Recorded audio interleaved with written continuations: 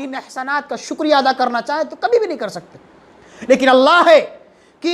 ہم میں سے کچھ مسلمان، کچھ بندے اللہ کے انہی انعامات سے مستفید ہوتے ہوئے، فائدہ اٹھانے کے باوجود بھی اللہ کے احکامات سے روگردانی کرتے ہیں. اللہ نے ہم مسلمانوں پر 5 وقت کی نماز فرض قرار دی ہے،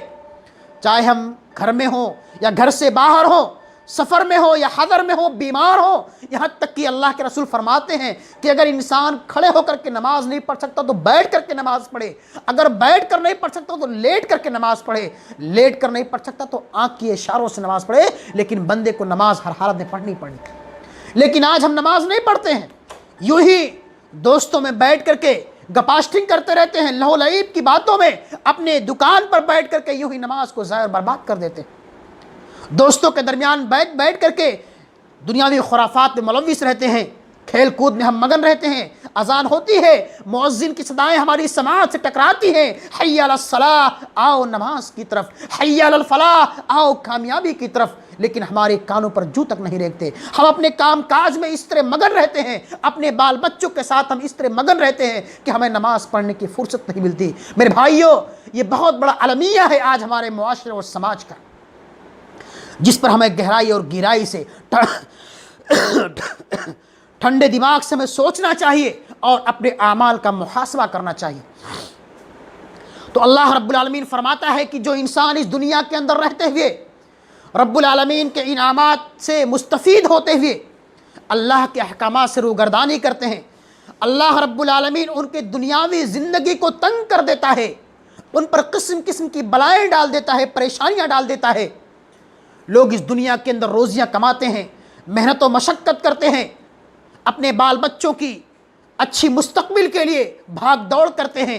پیسہ کماتے ہیں، روپیہ کماتے ہیں، بینک بیلنس کرتے ہیں، پراپرٹی اور جائیداد بناتے ہیں. کس کے لیے؟ اپنے بال بچوں کے لیے. لیکن آپ جان لیجئے کل قیامت کے دن یہی اولاد آپ کو ایک نیکی دینے سے دور بھاگے گی، ایک نیکی دینے سے دور بھاگے گی.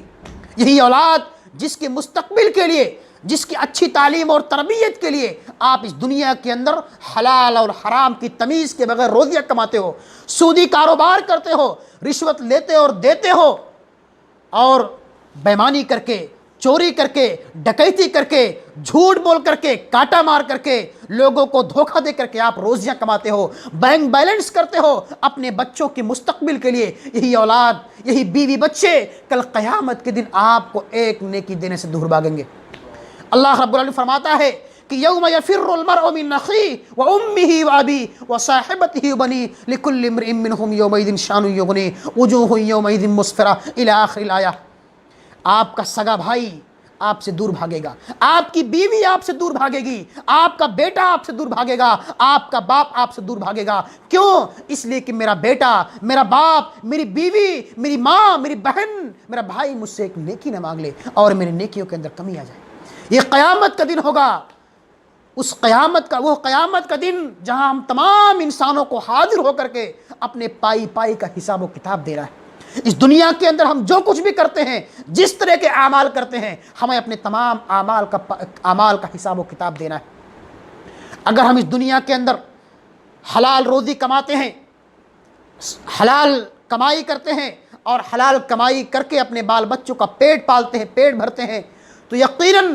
آپ کی دعائیں آپ کی اولاد کے حق میں، اولاد کی دعائیں آپ کے حق میں انشاءاللہ العزیز ضرور قبول ہوں گی. اس لیے کہ دعاؤں کی قبولیت کے شرائط میں سے ایک شرط یہ بھی ہے کہ انسان حلال کمائی کرتا ہو. حلال کمائی کرنا یہ انسان کے قبولیت اعمال کے شرائط میں سے ایک شرط ہے. اگر انسان حرام کمائی کرتا ہے، سودی کاروبار کرتا ہے، رشوت لیتا اور دیتا ہے، فراڈ کرتا ہے، لوگوں کو ٹوپی پہنا کر کے کاروبار کرتا ہے، تو ایسے انسان کے کاروبار میں کبھی برکت نہیں ہو سکتی ہے. اگر ظاہری طور پر جس کو ہم برکت کہتے ہیں، یا ہم کہتے ہیں کہ بہت انسان جو ہے بہت اچھا کاروبار کر کے لوگوں کو بیوقوف بنا کر کے اچھا پیسہ کما رہا ہے، لیکن میرے بھائیوں یہ ہمارا وہم و گمان ہے. اس لیے کہ ہم پیسہ تو کما لیتے ہیں لیکن رب العالمین کی طرف سے بے شمار مصائب، قسم قسم کی بلائیں ایسے لوگوں پر ہمیشہ رہتی. کبھی ان کا لڑکا بیمار ہے، کبھی ان کی بیٹی بیمار ہے، کبھی ان کی بہو بیمار ہے، کبھی وہ خود بیمار ہے، کبھی ان کا جو ہے ایکسیڈنٹ ہو گیا. ایسے قسم قسم کی بلائیں اور پریشانیاں ایسے لوگوں پر ہمیشہ رہتی. جو لوگ اس دنیا کے اندر رب العالمین کے دیے ہوئے انعامات سے مستفید ہوتے ہوئے اس کے احکامات کی پاسداری نہیں کرتے، اللہ فرماتا ہے کہ وَمَنْ أَعْرَضَ عَنْ ذِكْرِي فَإِنَّ لَهُ مَعِيشَةً ضَنْكًا وَنَحْشُرُهُ يَوْمَ الْقِيَامَةِ أَعْمَى قَالَ رَبِّي لِمَا حَشَرْتَنِي أَعْمَى وَقَدْ كُنْتُ بَصِيرًا قَالَ كَذَلِكَ أَتَتْكَ آيَاتُنَا فَنَسِيتَهَا وَكَذَلِكَ الْيَوْمَ تُنْسَى۔ اللہ فرماتا ہے کہ جنہوں نے اس دنیا کے اندر میری آیتوں سے، میری نشانیوں سے، میرے احکامات اور فرامین سے روگردانی کی، میں نے اپنے انعامات اور احسانات اس پر کیے تھے، لیکن میرے رسول اس کے پاس آئے تھے، میں نے اپنی کتابوں کو اس پر نازل کیا تھا، میرے رسولوں نے، پیغمبروں نے اور امت کے سلف صالحین نے، علماء کرام نے کتاب و سنت کی تعلیمات کو ہم تک پہنچایا تھا، لیکن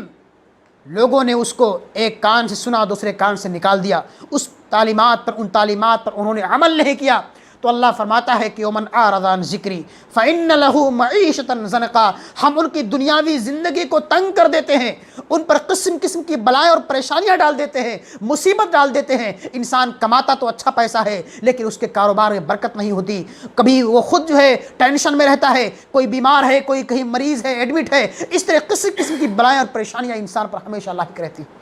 تو اسی کو اللہ فرماتا ہے کہ ہم اس کی دنیاوی زندگی کو تنگ کر دیتے ہیں۔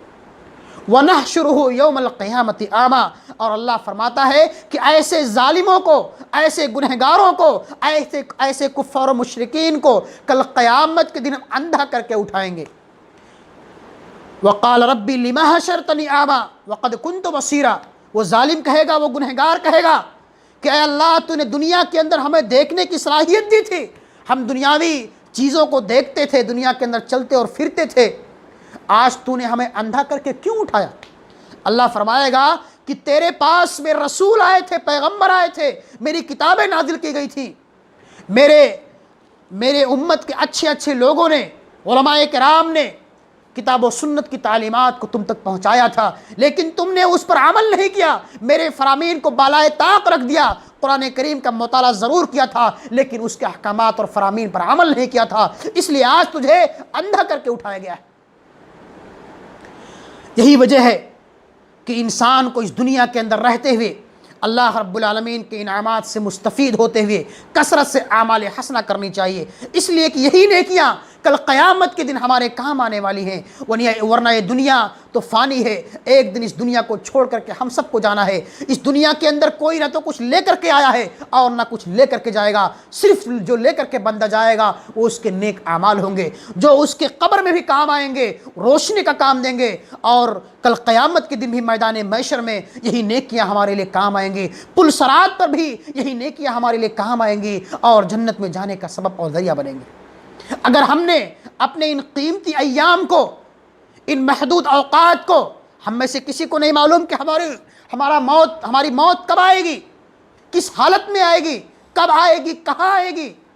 آج ہم زندہ ہیں، کل کی ہمیں فکر نہیں، کل کے بارے میں خبر نہیں۔ اللہ نے ہم کو ایک بہترین موقع دیا ہے، ان قیمتی ایام کی ہمیں قدر کرنی چاہیے، اور خصوصی طور پر ماہ محرم الحرام کے اس بابرکت مہینے میں کثرت سے اعمال حسنہ کرنی چاہیے، نیکیوں کے کام کرنے چاہیے، 5 وقتہ نمازوں کے اہتمام کے ساتھ ساتھ کثرت سے نوافل کا بھی اہتمام کرنی چاہیے۔ اللہ کے رسول کی پیاری حدیث ہے کہ افضل الصیام بعد رمضان شہر اللہ المحرم،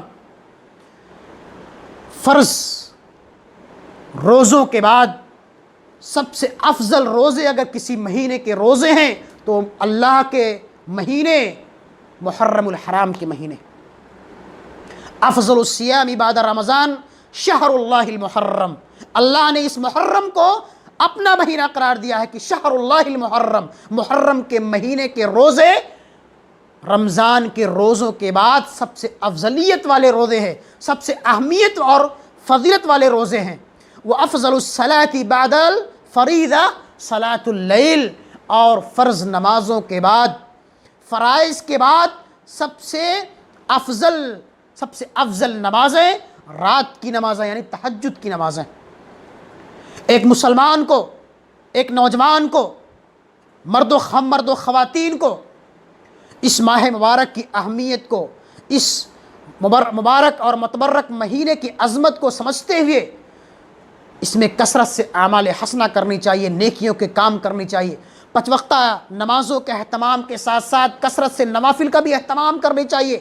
اور رمضان کے روزوں کے علاوہ ان مبارک مہینوں میں کثرت سے روزوں کا اہتمام کرنی چاہیے، جس سے رب العالمین ہم سے خوش ہوتا ہے، ہمارے گناہوں کو معاف کرتا ہے، ہماری خطاؤں کو معاف کرتا ہے، جہنم سے ہم کو دور کر دیتا ہے۔ اللہ کے رسول جب تک مکہ مکرمہ کے اندر تھے، آپ ہمیشہ محرم الحرام کا روزہ رکھتے تھے۔ جب آپ مکہ سے ہجرت کر کے مدینہ منورہ آئے، پھر بھی آپ مدینہ منورہ کے اندر آپ بھی روزہ رکھتے تھے اور صحابہ کرام بھی روزہ رکھتے تھے۔ جب آپ نے دیکھا کہ یہودی بھی روزہ رکھتے ہیں تو اللہ کے رسول نے ان سے پوچھا، صحابہ کرام نے ان یہودیوں سے پوچھا کہ تم یوم عاشورہ یعنی 10 محرم الحرام کا روزہ کیوں رکھتے ہو؟ یہودیوں نے کہا کہ اسی دن اللہ رب العالمین نے بنی اسرائیل کو فرعون کے چنگل سے نجات دلایا تھا۔ بنی اسرائیل کو اللہ رب العالمین نے فرعون جیسے ظالم اور جابر انسان سے، جو انا ربکم الاعلی کا دعویٰ کرتا تھا کہ میں تمہارا سب سے بڑا رب ہوں، تمہارا خدا ہوں، اور لوگ اس کی پوجا اور پرستش کیا کرتے تھے، اس کے سامنے اپنے ماتھے کو ٹیکا کرتے تھے، اپنی زمین نیاز کو خم کیا